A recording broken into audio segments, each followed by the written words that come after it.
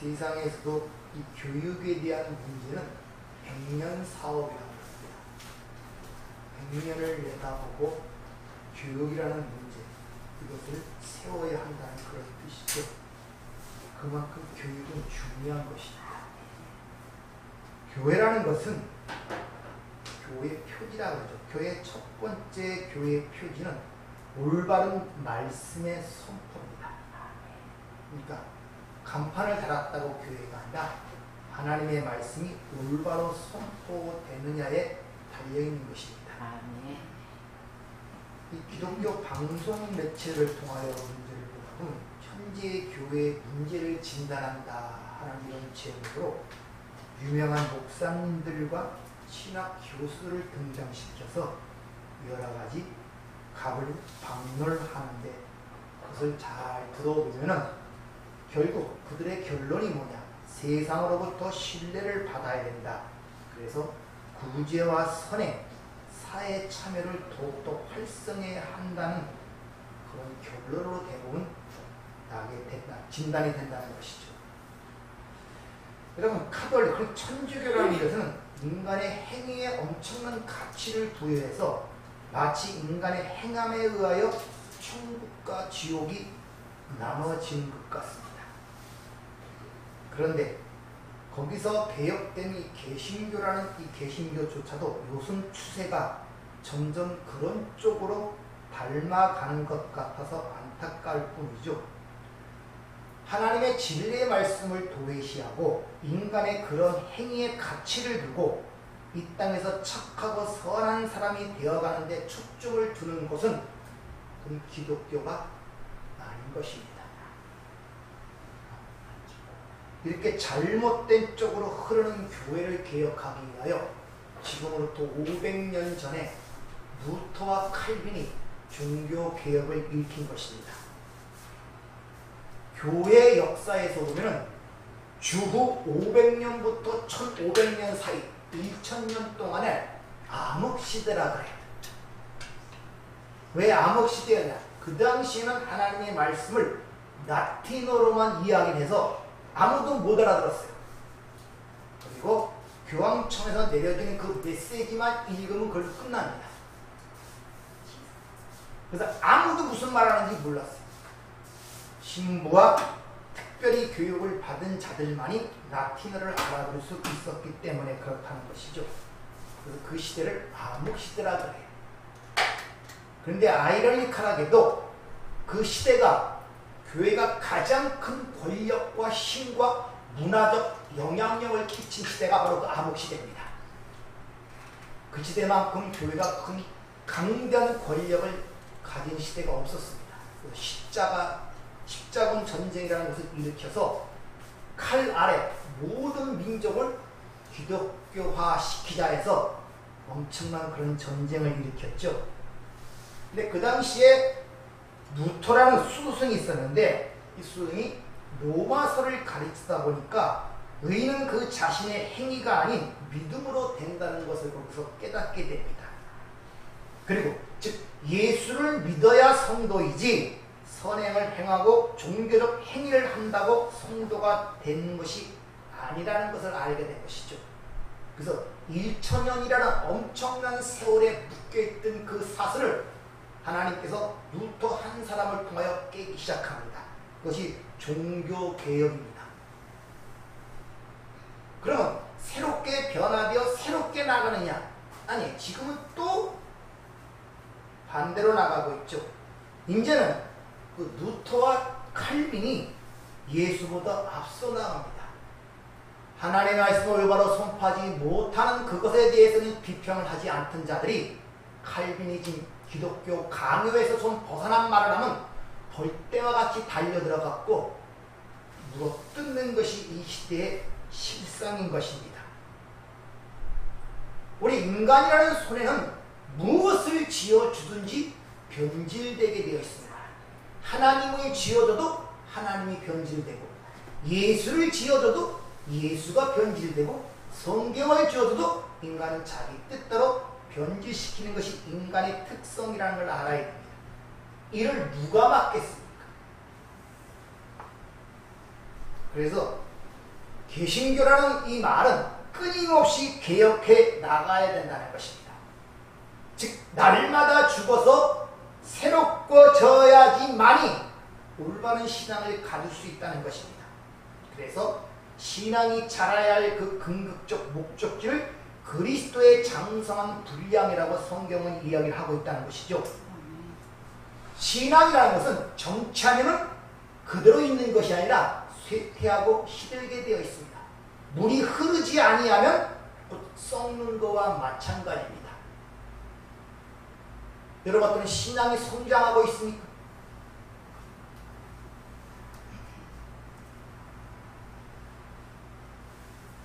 마지막 때가 가까울수록 이 말씀의 빛은 사라집니다. 그래서 요한계시록 보면 세 번째 재앙, 대접재앙이 나오죠. 마지막 때 일곱째 대접이 쏟아진 것은 기름이 쏟아지고 기름이 없어지니 불이 꺼지는 거예요. 갈수록 말씀의 빛이 사라지면 혼돈과 왜곡으로 치닫게 되죠.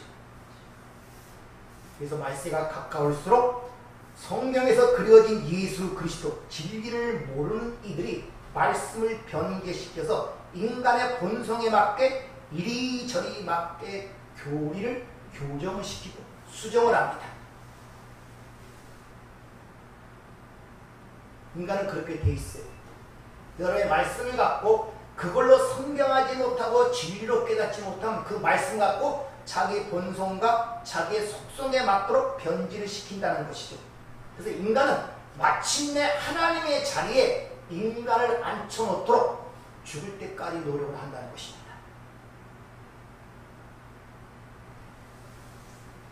따라서 성경도 시대에 따라 인간의 변화에 따라 인간의 궁의에 맞게 성경의 본뜻이 왜곡되고 해석이 된다는 엄청난 위험성을 지금 우리에게 보여주고 있죠.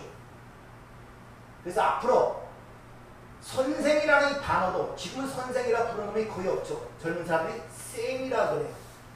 조금 더 있으면 쉽게 알아듣기 위해서 꼰대라고 아마 그렇게 바뀔지도 몰라요.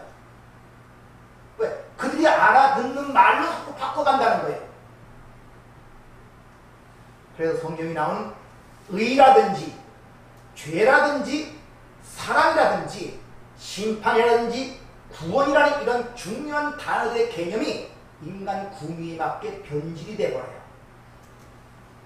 그래서 하나님의 본 뜻이 왜곡이 돼갖고 인간의 행위를 측정할 수 있는 윤리 도덕적 가르침으로 그들에게 주어진다는 것입니다.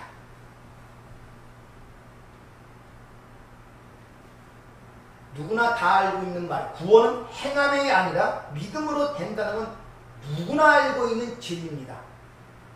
에베소 2장 8절 9절 유명한 구절이죠. 너희가 그 은혜에 의하여 믿음으로 말미암아 구원을 받았으니 이것은 너희에게 난 것이 아니요 하나님의 선물이라.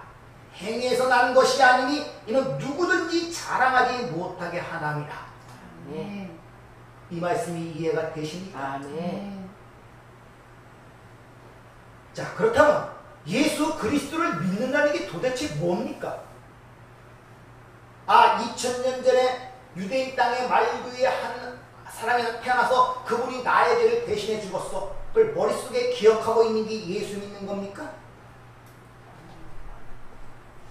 그럼 세종대왕이 한글을 발명했다고 기억하고称颂하는 거 뭐와 다릅니까?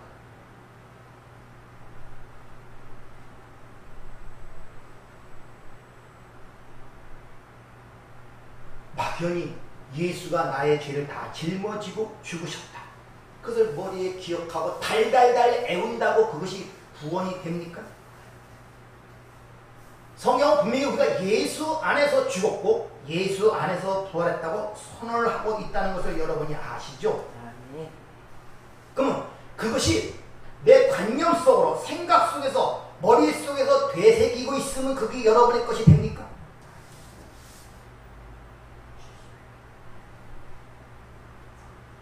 예수 안에서 죽었다. 즉 유월절 어린 양이신 예수가 함께 죽었다는 것은 너희가 그렇게 일어섰다는 것은 여러분들 자신을 그 유월절 장소로 초대하여 너희도 유월절 어린 양이 도살된 것 같이 너희도 도살됐다는 사실을 자각하지 못하면 예수의 십자가의 죽음이 진리가 되지를 못해요.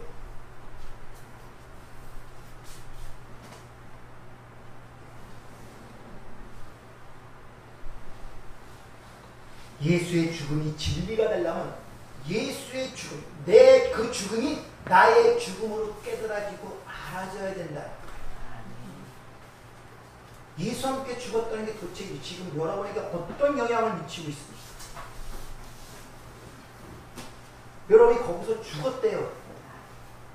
그 죽음이 나의 죽음을 현실로 감각적으로 인지적으로 인식되고 있냐는 것이죠.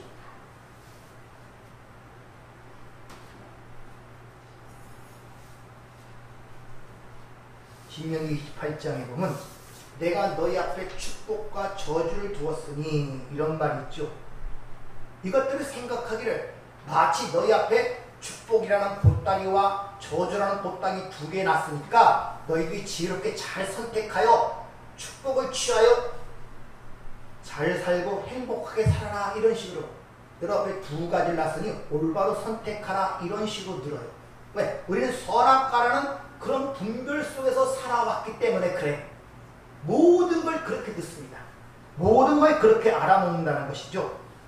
그 말은 너희 앞에 하나님의 말씀 그것을 너희 앞에 뒀는데 너희가 그것을 진리로 깨달으면 축복이 될 것이고 그것이 깨닫지 못하면 그 자체가 너에게 저주가 될 것이라는 그런 말씀이란 말입니다.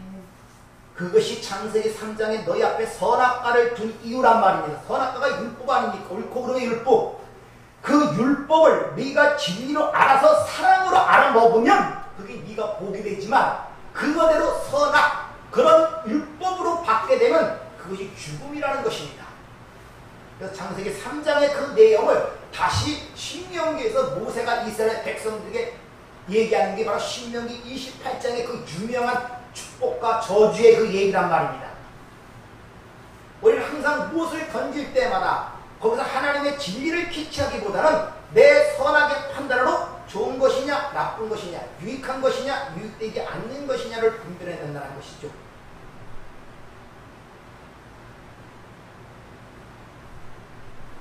따라서 우리는 선악과라는 것을 먼저 먹지 않고는 생명나무의 열매를 먹을 수가 없다는 것을 아셔야 됩니다.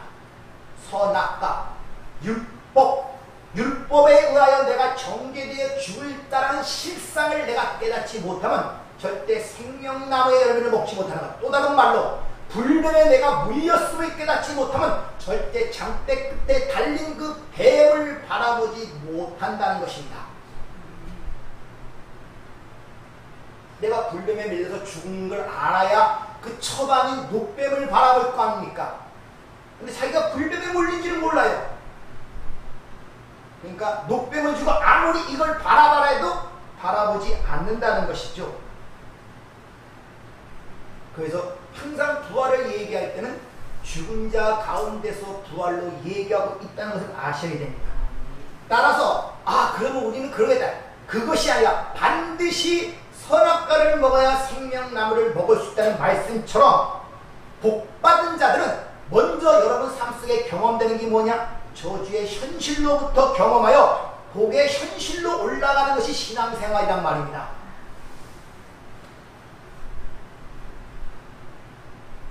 십자가의 죽으심과 부활이 여러분의 사건이 됐다는 그 말은 그걸 이해하고 깨닫다는 이 말은 현재 여러분에 닥치는 모든 환난과 고통과 핍박과 박해와 여러 가지 것들이 뭡니까? 결국 복받는 현실로 올라가는 과정과 여정임을 깨닫고 있냔 말이에요. 그걸 모른다는 것은 십자가에 죽고 부활했다는 것이 내 사건이 아니라 내 밖에 다른 사람의 사건이에요. 그러니까 못 깨닫는 거예요. 쉬운 말로 여러분이 지금 치료하는 것들, 고통스러운 것들, 그러니까 다 퉁쳐갖고 환난이라 그래요. 그것이 복받는 현실로 올라가는 여정이라는 것을 여러분이 삶 속에 인식하고 있냔 말이에요. 임신 못하잖아요. 피하고 싶고 오지 말아야 할 걸로 생각하잖아요. 오지 말아야 할 것은 여러분 복받는 현실로 못 올라간다니까요. 왜 그런 상이냐? 예수 안에서 죽고 예수 안에서 부활했다는 것이 내 걸로 인식이 되지 않는다는 거예요. 다만 머릿속에서 뱅뱅 도는 관념이나 하나의 생각이고 기억일 뿐이에요. 아, 이수신 장군이 백의종군했고 나라와 민족을 위해서 노량진에서 이겼어. 그걸 기억하는 정도. 그게 뭐? 나하고는 아무 상관없는 얘기예요. 예수도 2000년에 나를 위해 십자가에 죽었어. 그게 내 사건이 아닌데 무슨 상관이 있습니까? 다른 사람의 사건인데. 야, 저 사람은 참 위대한 선인이야. 위대한 사람. 우리도 저런 삶을 본받아 살아야지. 그래야 복을 받지. 그래야 하나님 나라를 가지. 이렇게 되고.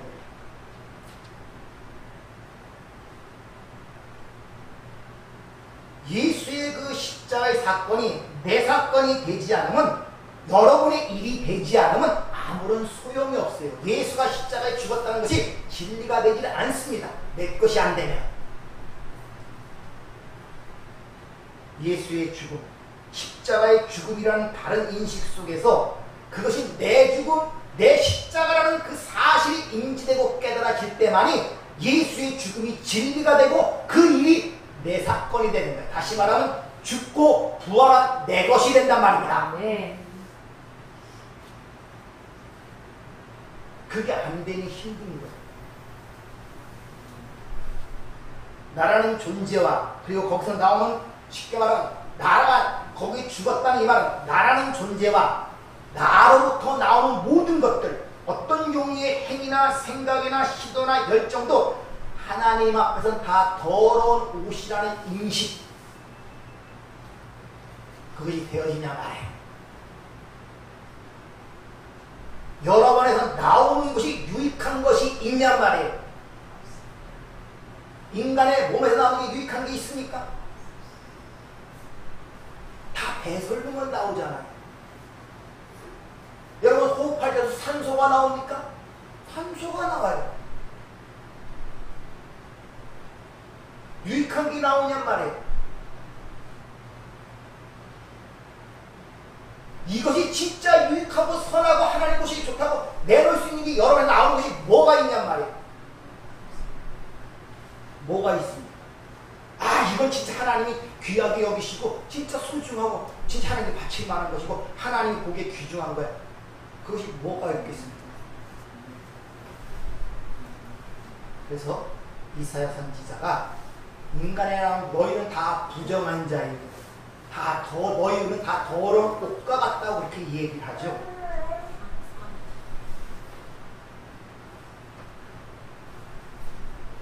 그런 이해도 없이 무조건 주 예수를 믿어라. 그야말로 너와 내 집에 구원을 얻으리라. 이런 표피적 문구를 보고 예수를 믿게 되면 내 밖에 또 다른 신, 예수라는 어떤 신을 만들어 놓고 그걸 섬기는 우상숭배가 돼.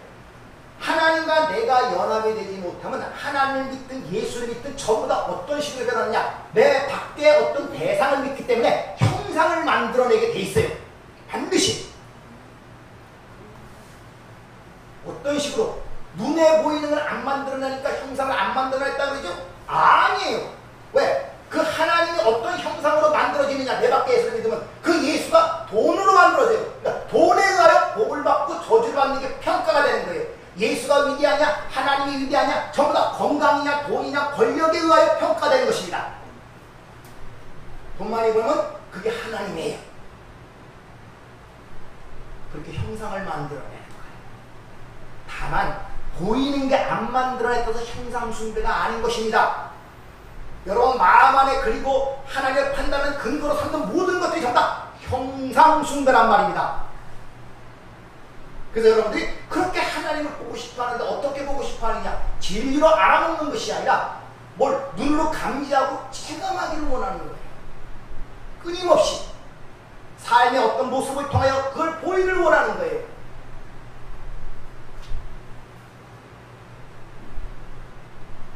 그래서 반드시 교회는 양육이라는 과정이 필요한 것입니다. 그래서 교회는 반드시 그 성경을 가르치는 목사와 교사가 필요한 거예요. 그래서 요한계시록에 나온 1260일, 42달, 한때, 두때 반, 3년 반, 이거 다 양육의 기간이라고 얘기를 하죠. 이것이 역사 속 교회의 인생이에요. 양육받는 기간. 그래서 지난주에 말씀드린 것처럼 사도 바울이 예언하기를 구하라. 왜? 그 예언만이 교회를 바로 세울 수 있기 때문에.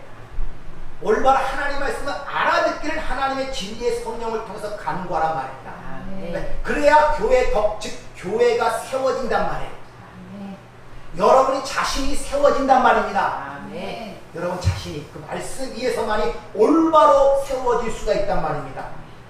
사도행전 16장에 보면 사도 바울이 빌립보 감옥에 갇혔는데 거기서 빌립보 감옥의 간수를 전도하는 모습입니다.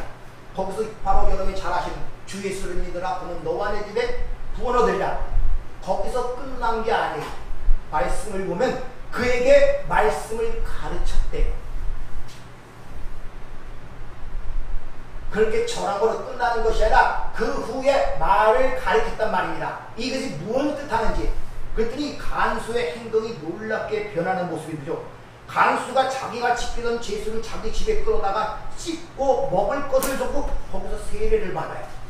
아니 이런 일이 있을 수가 있어요? 간수가 자기를 지키던 그 죄인을 자기 집에 데려다가 먹고 입고 씹힌다? 이건 죽음을 각오한 일이에요. 로마 당시에는 자기가 지키던 죄수가 떠나면 그 자리를 간수가 대신해야 돼요. 그럼에도 불구하고 자기 집에 데려가 먹고 씹히고 입혔다? 죽음을 각오. 그래서 그 자리에서 세례를 받는단 말입니다.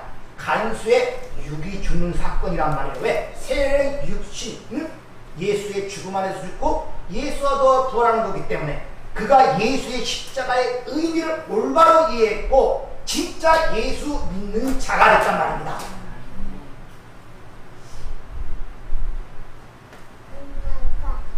믿음이라는 것은 예수의 죽음의 부활이 나라는 존재에게 경험되어져야 돼요. 지난주 배운 것처럼 성경이 나에게 생명이 되어야 되지 내가 읽고 배우고 지켜야 할 윤리 도덕책으로 보이면 율법의 책임은 그 책에 의하여 심판을 받는단 말입니다. 자, 그럼 여기서 한번 물어보겠습니다. 여러분이 왜 예수를 믿어야 돼요?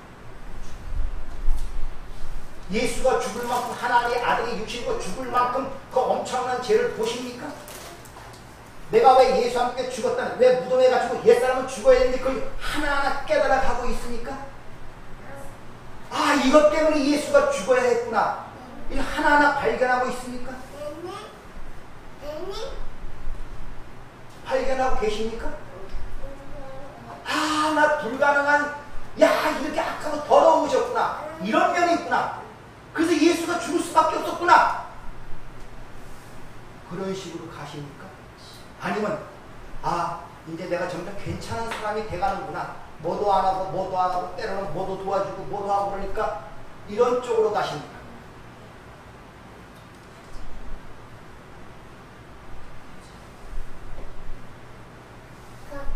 사도 바울이 영적 깊이가 높아지자 그 위대한 바울이 마지막 서신서에서 내가 죄인 중에 괴수다 이렇게 고백하는 것이 여러분 한번 깊이 생각해 보세요.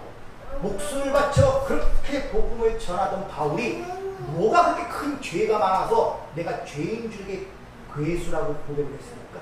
괜히 하나님 앞에서 겨냥을 떠는 겁니까?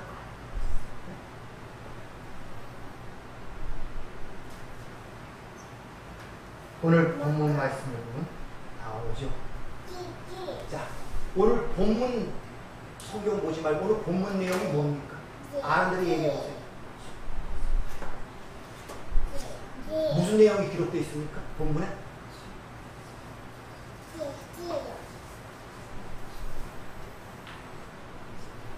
생각이 별로 안 나죠?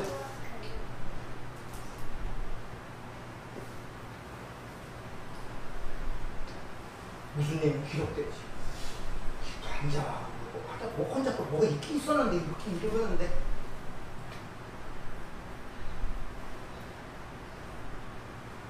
이거 할 때 주님 내가 죄인입니다. 내가 나쁜 사람입니다.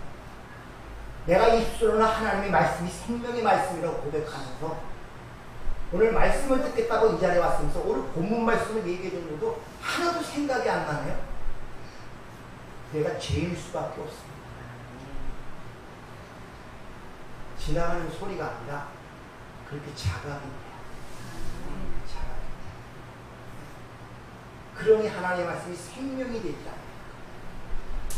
동화책 보는 얘기보다도 못하게 기억이 되니 마음이 거기에 가 있지 않은 것입니다. 솔직하게.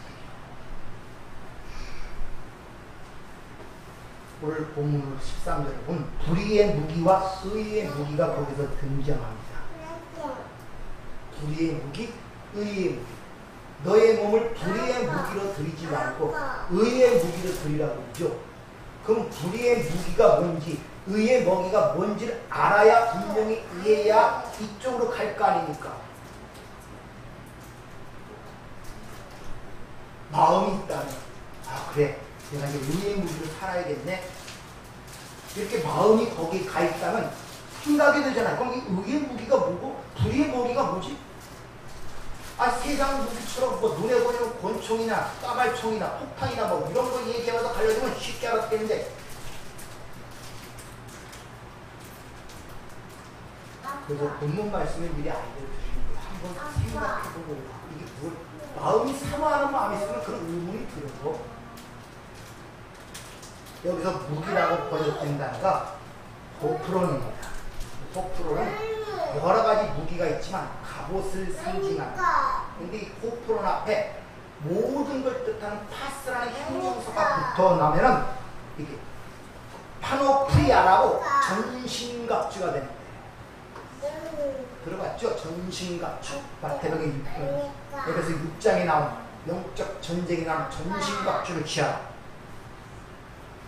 그리고 그걸 드리라 하는 이 단어는 파리스템이 처분에 맡기다 옆에 서다 이 말이에요.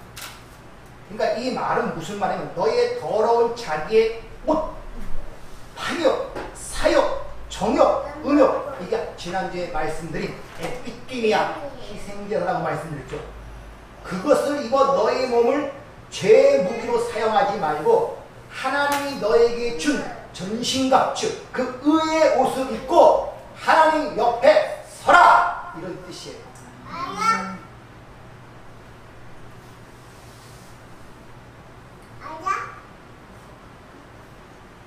그런데 잘 보시면 에베소 6장에 보면 전신갑주에 설명하는데 제일 첫 번째 요소가 진리의 허리띠를 띠라 그래요.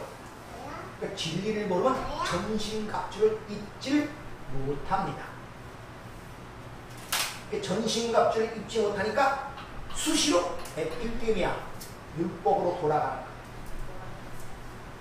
그걸 입지 못합니다. 이 진리의 허리띠를 인간의 행위로 바꿔버리면 이게 바로 창세기 3장에 씨도 없고 열매를 맺지 못하는 무화과나무 잎으로 만들어 해입은 띠, 치마, 곡이 되어버린단 말입니다. 거기서 하고라는 단어가 띠라는 단어에 치마라는 단어보다는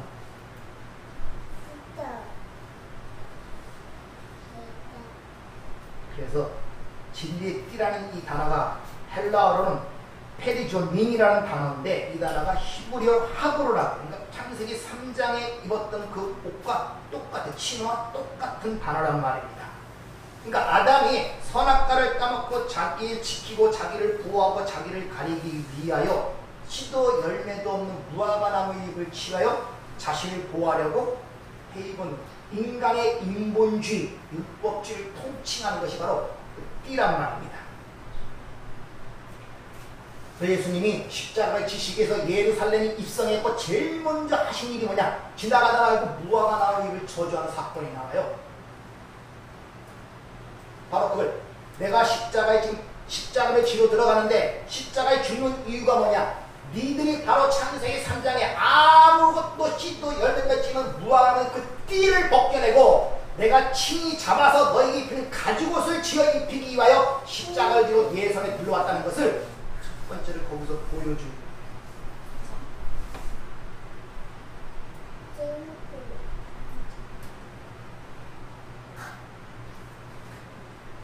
그러니까 예수님의 십자가의 사건은 제일 먼저 여러분들이 뭘 벗겨낸다? 바로 그걸 벗겨내. 아담과 하와가 해입었던 그 옷, 그 띠. 인간의 율법주의적 인본주의적 사상,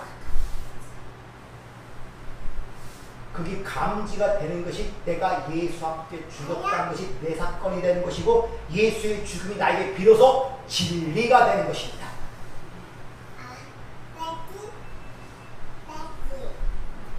그래서 에베소 6장의 그 전신갑주 이야기는 창세기 3장의 그 씨없는 무화과나무 잎으로 만든 가짜띠, 그것이 오늘 본문에서 불의의 무기, 의의 무기로 대조하여 우리에게 설명하는 거예요. 그러니까 불의의 무기라면 창세기 3장의 아담과 하와가 선악과를 따먹고 자기 몸을 가렸던 그것. 의의 무기는 에베소 6장 하나님의 전기를 주신 전신갑주 두 개를 이야기하고 있습니다. 여러분이 어떻게 만들어 행인가, 여기 수고와 눈으로 자기 갑옷을 만들어 입는 것이 아니라.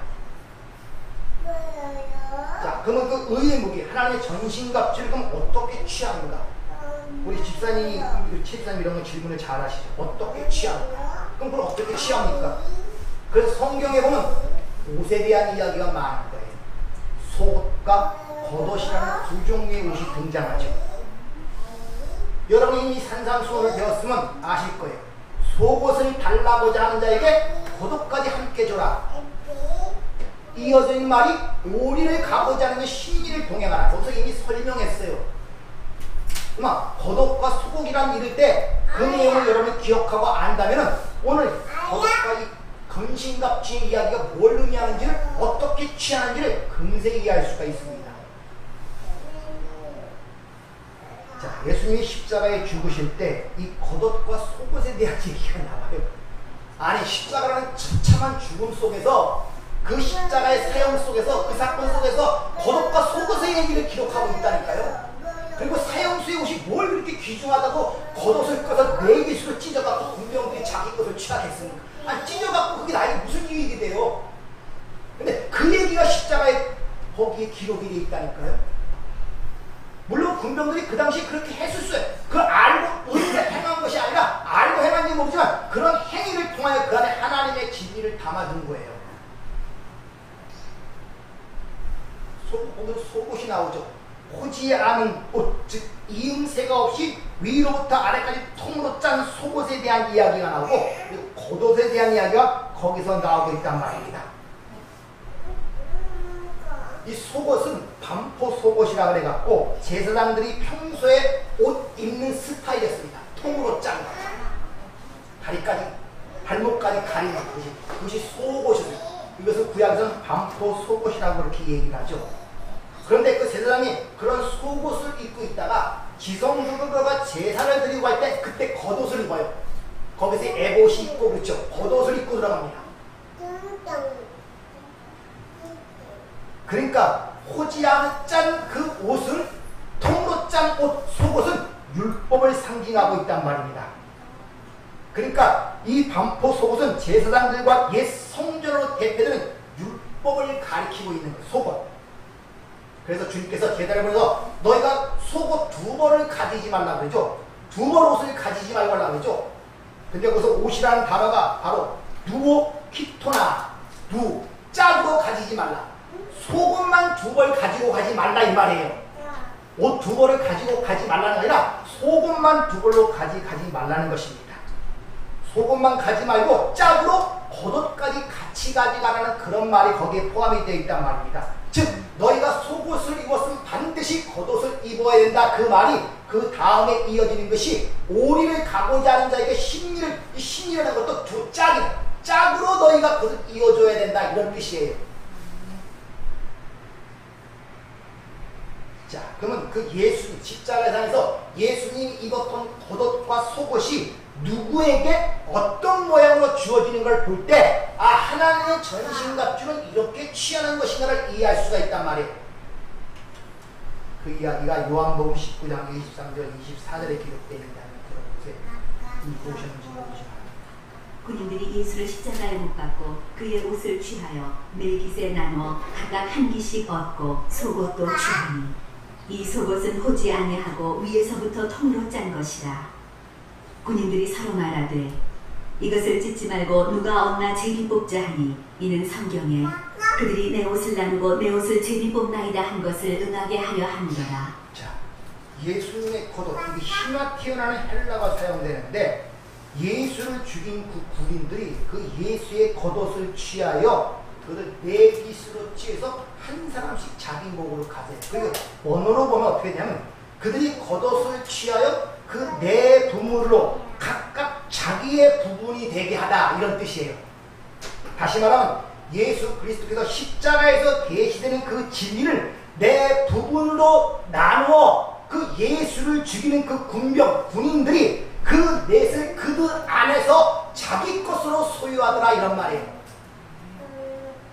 즉 그 장면은 하나님의 그 십자가의 계시의 말씀이 진리를 깨달아 내 것으로 만들었다는 그 말씀이란 말입니다. 그랬더니 그 속옷이 찢지 않고 그냥 두더라, 이런 말이에요. 속옷을 나누면 안 돼요. 율법은 나누면 그것이 정죄가 된단 말입니다. 근데 율법을 하나로 통일할 때 뭐라고 통일합니까? 사랑. 율법이 완성이 된 거예요. 진리를 알아보니까 율법이 완성으로 세목으로 보이더라, 하나 사랑으로 보이더라, 이런 말이에요. 이것이 옷을 나누는 그 군병들의 모습 속에서 우리에게 보여주고 있는 것입니다. 예수님의 그 겉옷, 그 진리를 통한 그 계시, 진리를 여러분이 취해내고 내 부분으로 만들어야 된다니까요.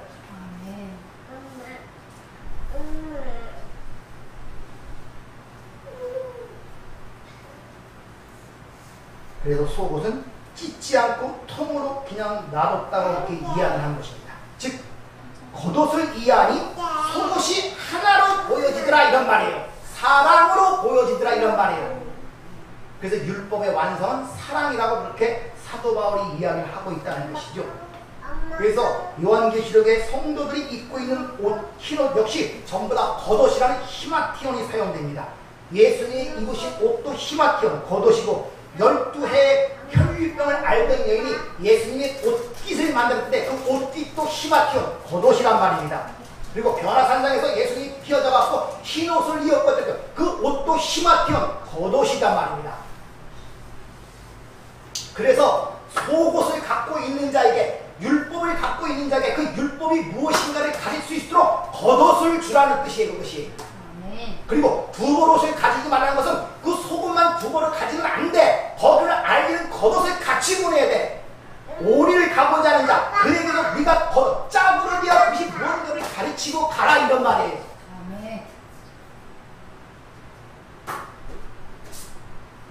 그래서 요한계시록에서 그 옷을 지켜 벌거벗고 다니지 않게 하라 그러죠. 거기서도 그 지켜야 할 옷 이름이 히마티온, 겉옷이란 말입니다. 계시록 16장 15절.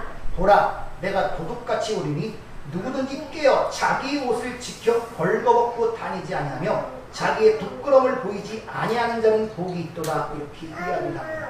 이것이 성도의 모습이에요. 성도는 진리를 묻고 사는 자들이에요. 그걸 빼앗기지 말라는 것입니다. 그걸 여러분이 갖고 계시냐는 것이죠. 그 가치를 알고 안 뺏기기 위해서 노력을 하냐, 이 말이에요.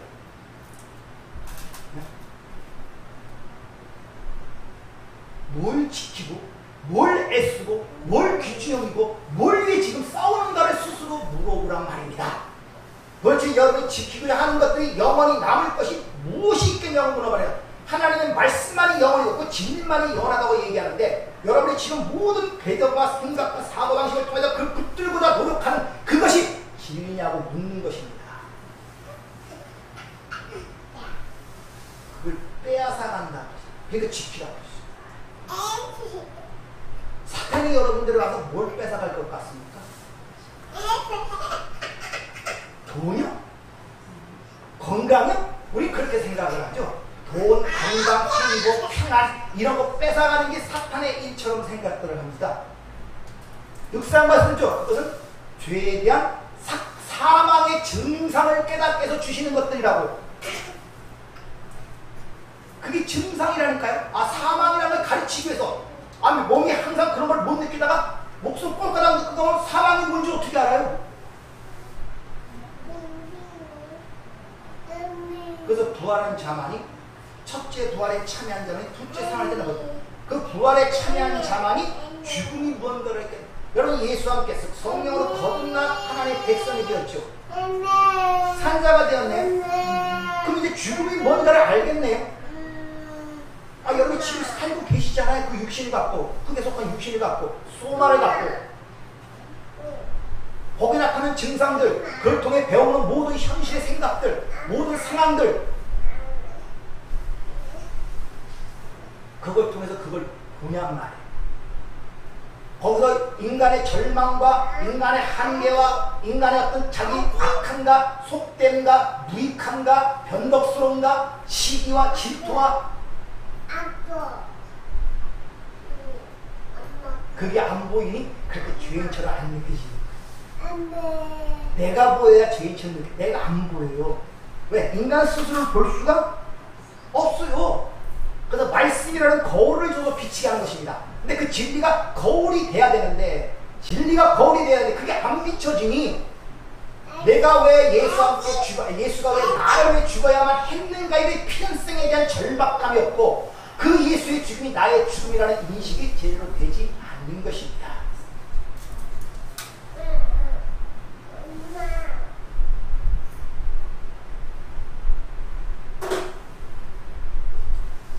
하나님의 신부, 우리들에게 신랑이 자신의 죽음으로 의의 옷을 우리에게 입혀줬습니다.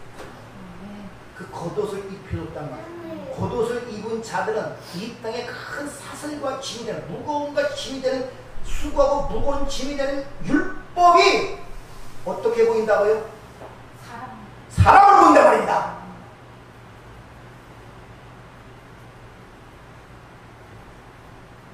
여러분이 겉옷을, 그 신랑이 준 겉옷을 입고 있다면, 여러분이 하나님이 주신 모든 것 속에서 그 하나님, 그 사랑이 보이는 날, 여러분 삶 속에 일어나는 일들 속에서 내가 원하는 걸 성찬 속에서 그 사랑을 깨닫고 행복을 깨닫는 것이 아니라 어디서나 이 선악과라는 그 환난과 고통의 여정을 통해 지금 복의 강으로 올라간다는 그런 여정임을 내 인생을 통해 보게 되는 말이에요. 아니면 여전히 세상적인 생각과 사고방식으로 왜 인생에 이런 문제가 생기지? 나는 왜 하나님이 이렇게 하시지? 이런 의문과 갈등과 원망과 불평과 한순스러운 것들이 삶 속에 많이 나타나냐 말이에요.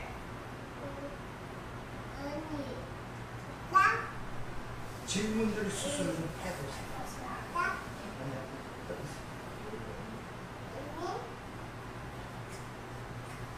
여러분이 목숨을 걸고 지켜야 될 것은 바로 하나님의 신랑이 주신 겉옷, 그 진리란 말입니다. 네. 그걸 빼앗기시면 안 돼요. 네. 그래서 우리 교인들은, 하나님의 백성들은 땅거리에 목숨을 거는 자들이 아니에요. 진리의 목숨을 거는 자들이에요. 아멘. 여기에요. 아멘. 그것이 영원한 줄 내가 알고 때문에. 아멘. 기도하겠습니다.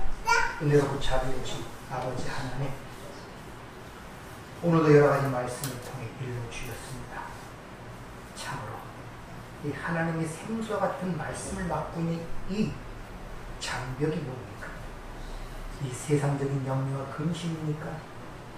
이거 죽지 않은 내 육신의 욕망입니까? 깨닫지 못하는 이 어리석음입니까? 아니면 이 어둠의 권세자의 농락입니까? 주님, 이런 문제들을 통하여 다시 한번 돌이켜보는 시간이 되게 하시고, 진리의 성령을 주셨사오니 그 빛을 통하여 우리의 걸음을 인도하시고 우리의 삶을 비춰 주시옵소서. 예수님 이름으로 기도하옵나이다.